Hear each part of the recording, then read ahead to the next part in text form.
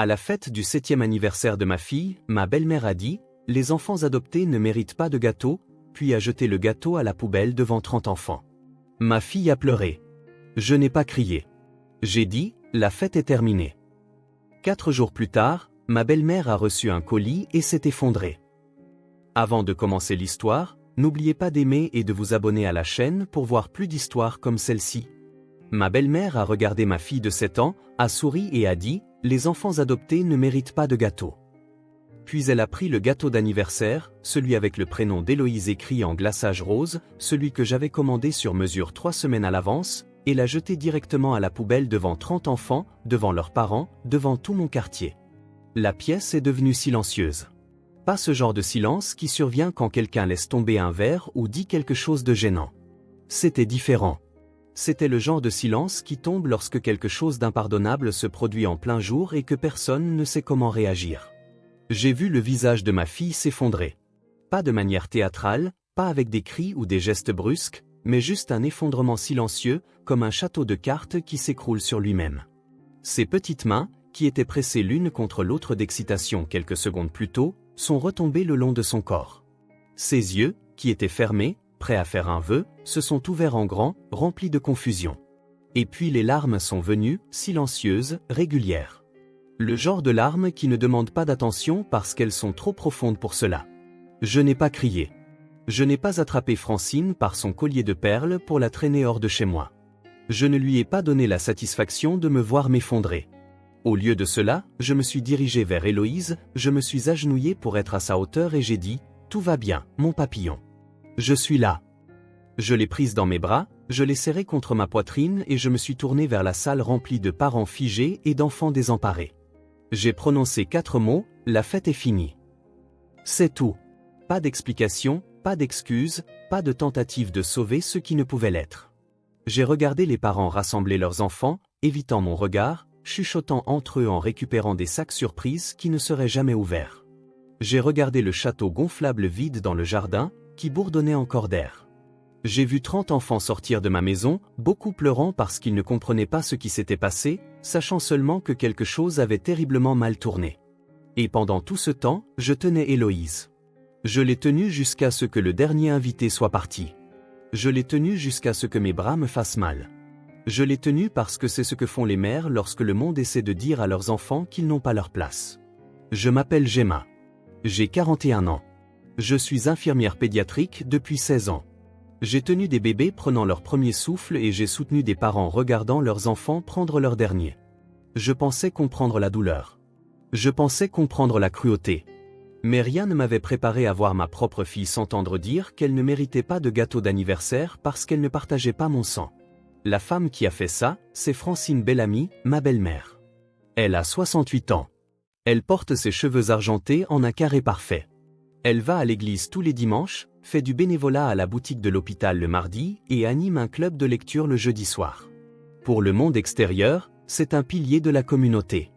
Respectable, convenable, le genre de femme qui envoie des mots de remerciement manuscrits et n'oublie jamais un anniversaire. Mais je connaissais la vérité. Je la connaissais depuis des années. Derrière les boucles d'oreilles en perles, les dons caritatifs et les prières du dimanche matin, se cachait une femme qui croyait que la famille signifiait le sang et rien d'autre. Une femme qui regardait ma fille et voyait une étrangère, une intrue, une enfant qui ne comptait pas. Elle me testait depuis 3 ans, par de petites remarques ici et là, toujours dites avec un sourire, toujours assez vagues pour que je ne puisse pas la confronter sans passer pour une paranoïaque. Elle est si jolie. C'est dommage que tu ne saches rien de ses vrais parents. Tu es si courageuse d'accueillir l'enfant de quelqu'un d'autre. Je ne pourrais jamais faire ça. Est-ce qu'elle demande parfois après sa vraie mère? Ça doit être si dur pour toi. Chaque commentaire était une piqûre d'épingle, assez petite pour être ignorée, assez fréquente pour laisser des cicatrices. Mais cet après-midi-là, au 7e anniversaire de ma fille, Francine n'a pas donné une piqûre d'épingle. Elle a planté un couteau directement dans le cœur de ma fille et l'a remué devant tous ceux que nous connaissions. Elle a commis une erreur ce jour-là, une grosse erreur. Elle pensait qu'elle me testait. Elle pensait prouver un point sur le sang, l'appartenance et qui a le droit de faire partie d'une famille. Mais elle ne me testait pas. Elle blessait mon enfant. Et c'est quelque chose que je ne pardonnerai jamais. 4 jours après la fête, Francine a reçu un colis devant sa porte d'entrée. C'était une simple boîte brune. Pas d'adresse de retour, rien de spécial. Elle a probablement pensé que c'était quelque chose qu'elle avait commandé en ligne, peut-être un nouveau livre pour son club ou un gadget de cuisine vu dans une publicité. Elle l'a ouvert à sa table de cuisine, probablement avec une tasse de thé à proximité, en fredonnant peut-être. Et puis elle a vu ce qu'il y avait à l'intérieur. Sa voisine l'a trouvé une heure plus tard, assise sur le sol de la cuisine, entourée du contenu de la boîte, sanglotant si fort qu'elle ne pouvait plus respirer. Qu'y avait-il dans ce paquet? Je vais vous le dire, mais d'abord, vous devez comprendre quelque chose. Vous devez comprendre qui est Héloïse. Vous devez comprendre ce qu'elle a survécu avant de venir chez nous. Vous devez comprendre ce que cette fête d'anniversaire signifiait pour elle. Pas seulement comme une célébration, mais comme une preuve. La preuve qu'elle était désirée. La preuve qu'elle avait sa place. La preuve qu'elle était enfin vraiment chez elle. Parce que ce que Francine a détruit cet après-midi-là n'était pas juste un gâteau. C'était 3 ans de guérison. 3 ans de confiance. 3 ans pour une petite fille apprenant à croire qu'elle était digne d'amour. Et ce que j'ai mis dans ce paquet, c'était tout ce dont Francine avait besoin pour comprendre exactement ce qu'elle avait fait. J'ai rencontré Théo quand j'avais 26 ans. Il travaillait comme professeur remplaçant à l'époque, intervenant partout où on avait besoin de lui pendant qu'il terminait sa maîtrise en conseil. J'avais 3 ans de carrière en tant qu'infirmière, enchaînant les doubles gardes en pédiatrie, carburant au café et à la conviction obstinée que je pouvais sauver chaque enfant qui franchissait ses portes. Nous nous sommes rencontrés au barbecue d'un ami commun. Il se tenait près du grill, argumentant passionnément pour savoir si les hot dogs comptaient comme des sandwichs. Je trouvais qu'il était ridicule. Je pensais aussi qu'il avait les yeux les plus gentils que j'ai jamais vus. À la fin de la soirée, il avait mon numéro. À la fin du mois, je savais que j'allais l'épouser. Nous nous sommes mariés 2 ans plus tard lors d'une petite cérémonie à la ferme de sa grand-mère. Le père de Théo était décédé quand il était à l'université, il n'y avait donc que Francine de son côté de la famille. Elle portait une robe couleur crème au mariage. Je trouvais que c'était un peu trop proche du blanc, mais je n'ai rien dit. J'étais trop heureuse pour me soucier de petites choses comme ça. Théo et moi avons essayé d'avoir des enfants tout de suite. Nous étions tous les deux à la fin de la vingtaine, en bonne santé, optimistes. Nous supposions que cela arriverait naturellement. 1 année a passé, puis 2. Nous avons vu des spécialistes. Nous avons fait des cycles de traitement qui m'ont laissé épuisée, émotive et avec le sentiment que mon corps m'avait trahi. Nous avons dépensé nos économies dans des procédures qui n'ont pas fonctionné. Nous avons fait le deuil de grossesses qui n'ont jamais existé et d'avenir qui ne cessaient de nous échapper. Au moment de mes 34 ans, j'en avais fini. Pas fini de vouloir être mère, mais fini de me punir pour quelque chose qui n'était pas de ma faute. Théo m'a tenu dans ses bras un soir après un autre test négatif et a dit « Gemma, il y a d'autres façons de construire une famille. » Je savais qu'il avait raison. Je pense que je le savais depuis un moment. J'avais juste peur de l'admettre parce que l'admettre ressemblait à un abandon. Nous avons commencé le processus d'adoption le printemps suivant. Il a fallu 2 ans de paperasse, d'enquête à domicile, de vérification d'antécédents et d'attente. Tant d'attente. Mais cela ne me dérangeait pas. Chaque formulaire rempli, chaque entretien passé, chaque lettre de référence collectée me rapprochait de l'enfant que je devais avoir. Héloïse est entrée dans nos vies il y a 3 ans. Elle avait 4 ans. Elle était dans le système de placement familial depuis ses 18 mois, après avoir été retirée d'un foyer où elle était négligée et souvent laissée seule pendant des jours entiers. Quand nous l'avons rencontrée pour la première fois, elle ne nous regardait pas dans les yeux. Elle tressaillait au bruit fort. Elle cachait de la nourriture dans ses poches parce qu'elle n'avait pas confiance qu'il y en aurait d'autres. La première nuit qu'elle a passée chez nous, elle n'a pas dormi dans sa nouvelle chambre. Elle a dormi dans le couloir devant notre porte, recroquevillée sur le tapis comme un petit animal qui n'était pas sûr d'être en sécurité à l'intérieur. Théo l'a trouvée là à 2 heures du matin. Il ne l'a pas déplacée. Il s'est simplement allongé sur le sol à côté d'elle et est resté là jusqu'au matin. Il a fallu 6 mois avant qu'Héloïse me laisse la serrer dans mes bras sans se raidir. Il a fallu 1 an avant qu'elle cesse de cacher de la nourriture. Il a fallu 2 ans avant qu'elle cesse de se réveiller en hurlant à cause de cauchemars où elle était abandonnée. Mais lentement, jour après jour, elle a commencé à guérir. Elle a commencé à rire. Elle a commencé à poser des questions. Elle a commencé à m'appeler maman au lieu de mademoiselle Gemma. La première fois qu'elle l'a dit, je faisais la vaisselle et elle a tiré sur mon t-shirt en disant « Maman, je peux avoir du jus ?» J'ai éclaté en sanglots juste là, devant l'évier de la cuisine. Elle m'a regardé avec ses grands yeux bruns et a dit « J'ai dit quelque chose de mal ?» Je me suis agenouillé, je l'ai serré contre moi et j'ai dit, mon papillon. Tu as dit quelque chose de parfait. Héloïse est devenue obsédée par les papillons à cette époque. Elle disait qu'elle les aimait parce qu'ils commençaient comme des chenilles et se transformaient en quelque chose de magnifique. Je pense qu'elle se voyait en eux. Une petite fille qui avait rampé dans l'obscurité et commençait enfin à déployer ses ailes. Pour son 7e anniversaire, Héloïse s'était transformée. Elle était brillante, curieuse et pleine de questions sur tout. Elle adorait le violet. Elle adorait la glace à la fraise. Elle adorait m'aider à préparer le dîner, même si son aide signifiait généralement mettre le bazar. Elle avait des amis à l'école. Elle avait un niveau de lecture supérieur à sa classe. Elle avait une peluche papillon préférée nommée Winnie qui l'accompagnait partout. Elle avait aussi une question qu'elle me posait au moins une fois par mois, est-ce que je suis vraiment à toi pour toujours? Chaque fois qu'elle le demandait, je lui donnais la même réponse, pour toujours et 3 jours de plus. Elle souriait quand je le disais, mais je pouvais voir la lueur de doute dans ses yeux. 3 ans ne suffisaient pas à effacer 4 ans d'abandon. Une partie d'elle était encore cette petite fille recroquevillée dans le couloir, attendant d'être renvoyée. C'est pourquoi cette fête d'anniversaire comptait tant. Ce n'était pas juste une fête. C'était une preuve. La preuve qu'elle avait une famille. La preuve qu'elle avait des amis. La preuve qu'elle était célébrée, désirée et aimée. Je voulais qu'elle souffle ses bougies, fasse un vœu et sache au plus profond d'elle-même qu'elle était chez elle. J'ai passé 3 semaines à planifier chaque détail. J'ai commandé le gâteau à la meilleure boulangerie de la ville. 3 étages, glaçage violet, papillon peint à la main grimpant sur les côtés, son nom écrit en lettres roses sur le dessus. J'ai loué un château gonflable pour le jardin. J'ai préparé des sacs surprises remplis d'autocollants papillons et de bonbons. J'ai invité chaque enfant de sa classe et chaque enfant de notre quartier. Je voulais que cette fête soit le jour où Héloïse cesserait de demander si elle était vraiment à moi pour toujours. Je voulais qu'elle connaisse la réponse sans avoir à poser la question. Je n'avais aucune idée que Francine était sur le point de détruire tout ce que j'avais construit. Le matin de la fête, Héloïse m'a réveillé à 5 heures. Elle se tenait près de mon lit, entièrement habillée dans sa robe papillon violette, les cheveux emmêlés par le sommeil, les yeux écarquillés d'excitation. Elle a chuchoté, « Maman, c'est l'heure ?» Je l'ai tirée dans le lit avec moi et j'ai dit, « Pas encore, mon papillon, mais bientôt. » Elle ne pouvait pas se rendormir. Moi non plus. Alors, nous sommes descendus ensemble et avons fait des crêpes. Elle m'a aidé à mélanger la pâte pendant que Théo gonflait des ballons dans le salon. À 8 heures du matin, notre maison ressemblait à une explosion de papillons.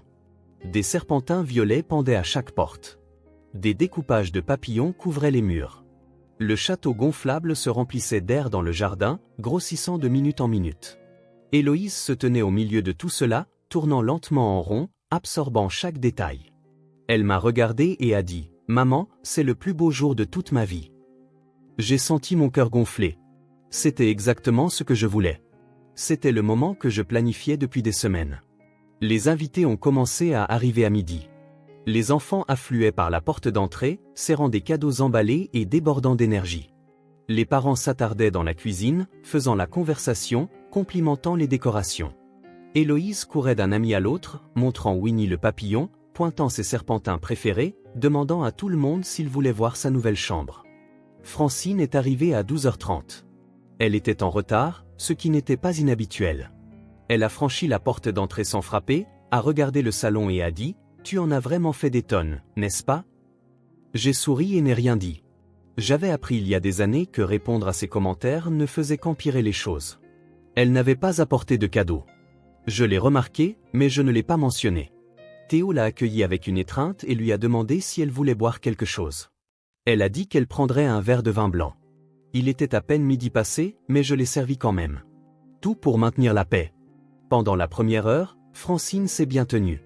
Elle s'est assise dans un coin du salon, sirotant son vin, observant le chaos se dérouler avec un sourire crispé sur le visage. Je l'ai surprise à regarder Héloïse à quelques reprises, son expression illisible. Je me disais que j'étais paranoïaque. Je me disais qu'aujourd'hui serait différent. Je me disais que même Francine ne gâcherait pas l'anniversaire d'une enfant. J'avais tort. Le premier commentaire est venu quand ma voisine Patricia a complimenté la robe d'Héloïse. Patricia a dit, « Elle est absolument magnifique, Gemma. Comme une petite princesse. » Avant que je puisse répondre, Francine a dit, « Gemma l'habille toujours trop, elle compense probablement quelque chose. » Le sourire de Patricia a vacillé. J'ai fait semblant de ne pas avoir entendu. Le deuxième commentaire est venu quand Théo a soulevé Héloïse sur ses épaules pour qu'elle puisse voir au-dessus de la foule d'enfants. Elle riait, ses mains agrippant ses cheveux, son visage rayonnant de joie. Francine s'est approchée et a dit « Elle devient trop vieille pour ça, Théo. Ce n'est pas un bébé. Tu vas la gâter. » La mâchoire de Théo s'est contractée. Il a reposé Héloïse doucement et s'est éloigné sans répondre. Le troisième commentaire est venu quand Héloïse a apporté à Francine une fleur qu'elle avait cueillie dans le jardin. Elle l'a tendue fièrement et a dit « C'est pour toi, grand-mère, parce que je t'aime. » Francine a pris la fleur, l'a regardée et a dit « C'est une mauvaise herbe, ma chérie, pas une fleur. » Le visage d'Héloïse s'est décomposé. Elle s'est éloignée silencieusement, le rejet pesant sur ses petites épaules. J'ai regardé tout cela se produire. J'ai regardé ma fille essayer encore et encore de se connecter avec une femme qui refusait de la voir comme sa famille. Je voulais crier. Je voulais attraper Francine par le bras et exiger qu'elle parte. Mais je ne l'ai pas fait parce que c'était la journée d'Héloïse, parce que je ne voulais pas faire de scène. Parce que je croyais encore naïvement que le pire était passé. À 14 h, j'ai apporté le gâteau. Il était magnifique. 3 étages de perfection violette. Des papillons descendant en cascade sur les côtés. Cette bougie rose attendant d'être allumée. Je l'ai posée sur la table au centre de la pièce. Les enfants se sont rassemblés autour, leurs visages illuminés par l'anticipation. Héloïse se tenait au bout de la table, ses mains jointes, son sourire si large qu'on aurait dit qu'il allait lui fendre le visage. J'ai allumé les bougies. La salle a commencé à chanter. Joyeux anniversaire, joyeux anniversaire, joyeux anniversaire, chère Héloïse, joyeux anniversaire. Héloïse a fermé les yeux. Elle était sur le point de faire son vœu. Et puis Francine s'est avancée. Elle a marché vers la table avec détermination, ses talons claquant sur le parquet. Elle a regardé le gâteau. Elle a regardé Héloïse. Et puis elle l'a dit assez fort pour que tout le monde l'entende, les enfants adoptés ne méritent pas de gâteau. Ce n'est pas un vrai anniversaire. Elle ne fait pas vraiment partie de cette famille. Avant que quiconque ne puisse bouger, Francine a saisi le gâteau à 2 mains et l'a jeté dans la grande poubelle près de la table du buffet. Le glaçage a éclaboussé le bord. Les étages en plastique ont craqué à l'impact. 30 enfants sont restés figés, la bouche ouverte, les yeux écarquillés de choc. Et ma fille, ma magnifique fille de 7 ans, qui avait attendu toute sa vie un moment comme celui-ci, a commencé à pleurer. Ce soir-là, après le départ de tous les invités, après que Théo eut raccompagné sa mère en silence, après que j'eus donné le bain à Héloïse et que je l'eus bordée, je me suis assise seule dans la cuisine, entourée des décombres de ce qui aurait dû être le plus beau jour de la vie de ma fille. Des serpentins violets pendaient mollement du plafond. Des ballons dégonflés jonchaient le sol. La poubelle était toujours là où elle avait été, le gâteau ruiné visible à travers le sac en plastique transparent. Je ne pouvais pas me résoudre à le sortir. Je suis juste restée assise là à le regarder, sentant quelque chose de froid et de dur s'installer dans ma poitrine. Théo est rentré vers 21 h. Il est entré dans la cuisine et s'est assis en face de moi. Ses yeux étaient rouges. Il avait l'air d'avoir vieilli de 10 ans en un seul après-midi. Il a dit « Je ne sais pas quoi dire, Gemma. Je ne sais pas comment réparer ça. » Je l'ai regardé et j'ai dit « Tu ne peux pas. Elle ne le peut pas non plus. Ce qui est fait est fait. » Il a mis sa tête dans ses mains. C'est ma mère. J'ai su toute ma vie qu'elle était difficile. Qu'elle a des opinions sur des choses sur lesquelles elle ne devrait pas en avoir, mais je n'aurais jamais pensé qu'elle ferait une chose pareille. Pas à un enfant. Pas à notre enfant. J'ai tendu la main à travers la table et j'ai pris la sienne. Ce n'est pas ta faute, Théo.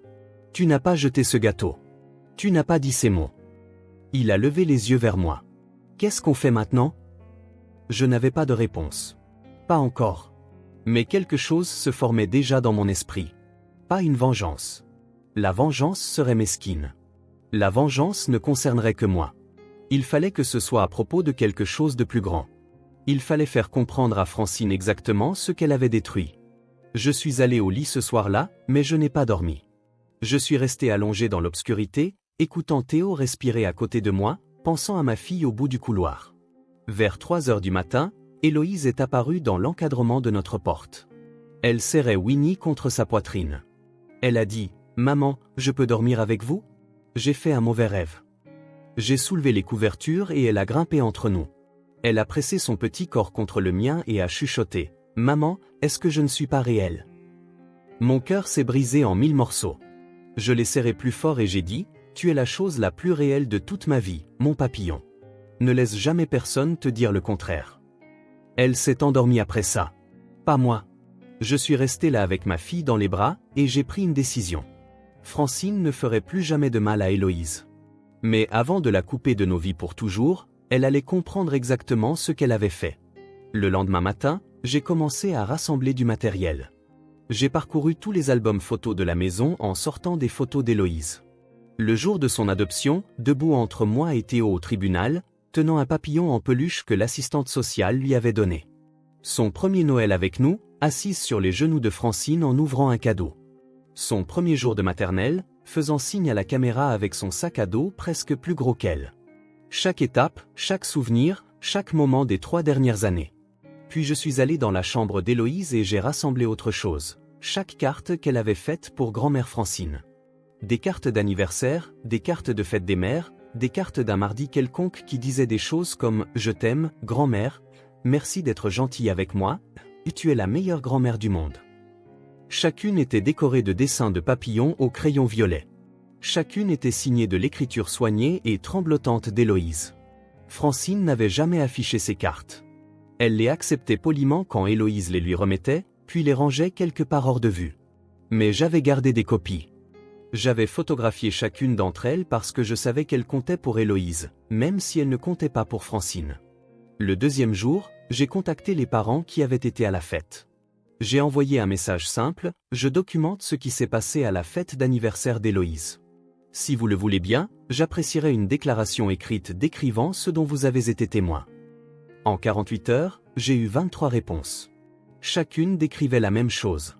Les mots de Francine, les actions de Francine, l'expression sur le visage d'Héloïse quand son gâteau a atterri dans la poubelle. J'ai imprimé les 23 déclarations. J'ai assemblé l'album photo.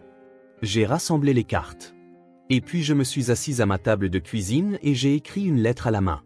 J'ai écrit sur ce qu'Héloïse avait survécu avant de venir chez nous. J'ai écrit sur la nourriture cachée, les cauchemars et les nuits où elle dormait dans notre couloir parce qu'elle ne croyait pas être en sécurité. J'ai écrit sur les 3 années qu'il a fallu pour lui apprendre qu'elle était désirée. J'ai écrit sur ce que cette fête d'anniversaire signifiait pour elle et ce que les mots de Francine lui avaient enlevé. Et à la fin, j'ai écrit ceci, vous ne verrez plus jamais Héloïse. Pas parce que je vous punis, mais parce que je ne permettrai jamais à personne de faire sentir à ma fille qu'elle n'a pas sa place. J'espère qu'un jour vous comprendrez ce que vous avez perdu. Ce n'était pas juste une relation avec une petite fille. C'était la chance d'être aimé inconditionnellement par une petite fille qui ne voulait rien d'autre que d'être vue par vous comme une famille. J'ai tout scellé dans une simple boîte brune. Pas d'adresse de retour, pas d'explication à l'extérieur. Puis je suis allé à la poste et je l'ai posté moi-même. 4 jours après la fête d'anniversaire, Francine Bellamy s'est réveillée à son heure habituelle. Elle s'est préparé une tasse de thé Earl Grey, la même marque qu'elle buvait depuis 40 ans. Elle a arrosé ses orchidées sur le rebord de la fenêtre. Elle a vérifié ses emails et répondu à un message de son club de lecture concernant la sélection du mois prochain. C'était un mardi, ce qui signifiait qu'elle ferait du bénévolat à la boutique de l'hôpital plus tard dans l'après-midi. Juste une autre journée ordinaire dans sa vie ordinaire. Vers 10 heures du matin, elle a entendu le camion du facteur s'arrêter dehors. Elle a marché jusqu'à la porte d'entrée en chaussons, s'attendant à la collection habituelle de factures et de catalogues. Au lieu de cela, elle a trouvé une simple boîte brune posée sur son paillasson. Pas d'adresse de retour, aucune indication de ce qu'il y avait à l'intérieur. Elle l'a ramassée et l'a portée à sa table de cuisine, légèrement curieuse, mais pas inquiète. Elle a posé son thé et a pris une paire de ciseaux. Elle a coupé le ruban d'emballage soigneusement, comme elle faisait tout, avec précision et contrôle. Elle a replié les rabats en carton et a regardé à l'intérieur. La première chose qu'elle a vue était une photographie. Héloïse le jour de son adoption, debout au tribunal, portant une robe blanche avec des papillons violets sur l'ourlet. Elle tenait un papillon en peluche dans une main et la main de Théo dans l'autre. Son sourire était nerveux mais plein d'espoir. Sous la photo, il y en avait une autre, et une autre, et une autre. Francine a sorti toute la pile. Il devait y avoir 50 photos. Héloïse a son premier Noël avec Gemma et Théo. Héloïse soufflant ses bougies pour son 5e anniversaire. Héloïse assise sur les propres genoux de Francine à Thanksgiving il y a 2 ans, aidant à remuer la sauce, regardant sa grand-mère avec une adoration pure. Héloïse au premier jour de la maternelle. Héloïse à la plage. Héloïse dormant dans la voiture après une longue journée au zoo, Winnie le papillon coincé sous son menton. 3 ans de souvenirs. 3 ans d'une petite fille qui grandit, guérit, apprend à faire confiance, apprend à aimer. Les mains de Francine ont commencé à trembler. Elle a posé les photos et a plongé la main à nouveau dans la boîte. Cette fois, elle a sorti une pile de cartes. Des cartes faites main, le genre que les enfants font avec du papier de construction, des crayons et trop de colle. Elle a ouvert la première. Elle disait « Joyeux anniversaire, grand-mère. Je t'aime tellement. Bisous, Héloïse. » Il y avait un dessin de papillon dans le coin, violet, de travers et parfait. Elle a ouvert la deuxième carte. Merci pour les biscuits, grand-mère. Tu es la meilleure. Un autre papillon. Une autre signature en lettres hésitantes. Elle en a ouvert une troisième, une quatrième, une 10e. Chacune était une déclaration d'amour d'une enfant qui n'avait rien voulu d'autre que d'être acceptée. Chacune était la preuve d'une relation que Francine avait rejetée, ignorée et finalement détruite. Au moment où elle a atteint le bas de la pile, des larmes coulaient sur son visage. Mais il y avait plus. Sous les cartes se trouvait une épaisse enveloppe. Elle l'a ouverte et en a sorti une collection de pages imprimées, 23 d'entre elles. Chacune était une déclaration écrite d'un parent qui avait été témoin de ce qui s'était passé à la fête d'anniversaire. Elle a lu la première. J'ai vu Francine Bellamy dire à une fille de 7 ans que les enfants adoptés ne méritent pas de gâteau. Puis je l'ai vue jeter le gâteau d'anniversaire à la poubelle. L'enfant était dévasté. C'était l'une des choses les plus cruelles dont j'ai jamais été témoin. Elle a lu la deuxième. Ma fille m'a demandé sur le chemin du retour pourquoi cette dame était si méchante avec Héloïse. Je ne savais pas quoi lui dire. Je ne sais toujours pas. Elle en a lu une troisième. Je connais Gemma et Théo depuis 5 ans. Ce sont des parents merveilleux. Ce que Francine a fait était impardonnable. Déclaration après déclaration, 23 témoins, 23 récits de sa cruauté écrits noir sur blanc, impossible à nier, à minimiser ou à justifier. Tout au fond de la boîte se trouvait une lettre manuscrite. Francine a reconnu l'écriture de Gemma immédiatement.